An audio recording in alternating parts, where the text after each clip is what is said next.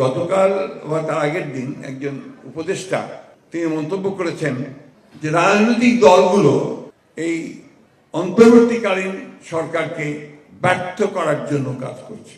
আমি মনে করি এটা একটা এই উক্তিটা উনি কি জন্য করেছেন, কিভাবে করেছেন, কোন প্রেক্ষিতে করেছেন আমি জানি না। এটার গভীরতা উক্তি উনি বুঝাইতেন কিনা তা আমি জানি না, কিন্তু এটা কিন্তু অত্যন্ত একটা মারাত্মক একটা উক্তি।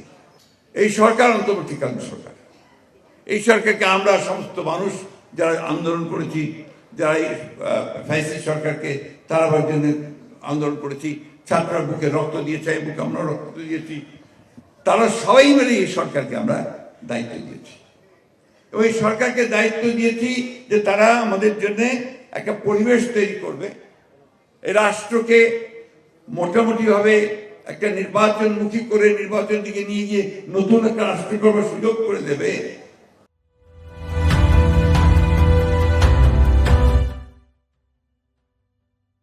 এই জন্য আমরা সবাই তাকে সাহায্য দিয়েছি। বিশেষ করে আমরা বিএনপির তরফ থেকে প্রথম থেকেই তাদেরকে আমরা সমর্থন দিয়েছি, এখনো তাকে আমরা সমর্থন করে দিচ্ছি, এমনকি এই মুহূর্তেও তাদেরকে আমরা সমর্থন করছি।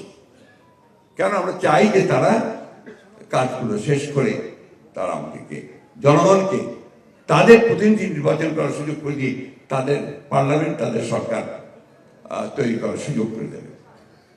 কিন্তু যেন এই কথা বলেন যে রাজনৈতিক দলগুলো অন্তর্বর্তীকালীন সরকারকে ব্যর্থ করার জন্য কাজ করছে, এটা অত্যন্ত মারাত্মক একটা অভিযোগ।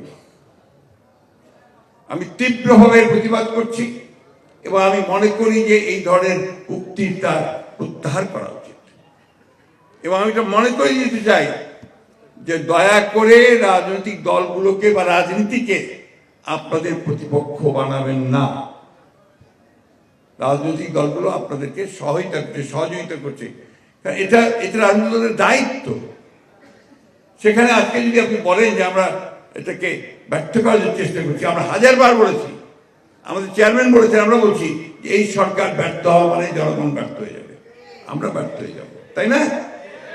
তাহলে এই কথাটা ওনারা কেন বলবেন? আমার মনে হয় যে তিনি হয়তোবা এর গুরুত্ব বুঝতে পারেননি, অথবা এর প্রেক্ষিতটা বুঝতে পারেনি। কেন বলেছিলাম জানি না, তবে যদি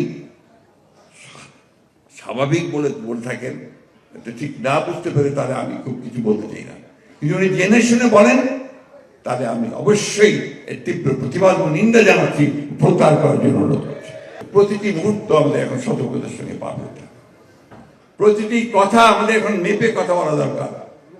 আমরা এমন কোনো কথা বলবো না যা আমাদের এই যে বিজয় সেটাকে নষ্ট করে দেয়, অর্জন নষ্ট করে দেয়।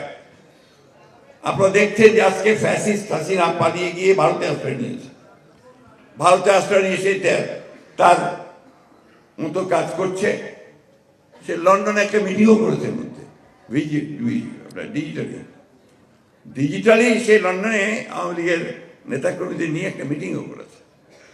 অর্থাৎ সে সক্রিয়, সে অ্যাক্টিভ, সে তার কাজ করছে আবার ঋত ক্ষমতাকে ফিরে পাওয়ার জন্য। তা আমাদেরকে তখন অ্যাক্টিভ হতে হবে, যাতে করে আমরা তাদেরকে প্রতিহত করতে পারি, তারা যেন ফিরে আসতে না পারে। সেটা কিভাবে হবে? সেটা একদিকে যেমন একটা ঐক্য, জনগণের দৃঢ় ঐক্য, একমাত্র ঐক্য, অন্যদিকে আপনার মেধা দিয়ে আপনাকে জিততে হবে। যে কথাটা আমি আজকাল প্রায় বলছি, এই স্লোগান আর এই আপনার তালি, এটা দিয়ে কিন্তু আপনি জিততে পারবেন না। জিততে হলে আপনাকে সোশ্যাল মিডিয়ায় জিততে হবে। সামাজিক যে আপনার যে টুইটার, ফেসবুক, এর মধ্যে সেই যুদ্ধ করতে হবে। আপনারা দেখবেন সেখানে তারা অনেক অ্যাক্টিভ, তারা অনেক কিছু প্রচার করছে, অপপ্রচার করছে, যেগুলো বাংলাদেশের জন্য, এই বিপ্লবের জন্য, এই বিদ্রোহের জন্য অত্যন্ত উল্টো কথা। তা আপনাকে এই পক্ষে, জনগণের পক্ষে, গণতন্ত্রের পক্ষে বিষয়গুলোকে আপনার কথার মধ্যে দিয়ে যেতে হবে। সে কথাগুলো হবে আপনার এই মিডিয়ার, সোশ্যাল মিডিয়ার মধ্যে দিয়ে। নলেজ বেসড পলিটিক্স যদি আমরা না করি, জ্ঞান ভিত্তিক রাজনীতি যদি আমরা না করতে পারি, তাহলে এই পৃথিবীতে আপনি জিততে পারবেন না। It's the reality.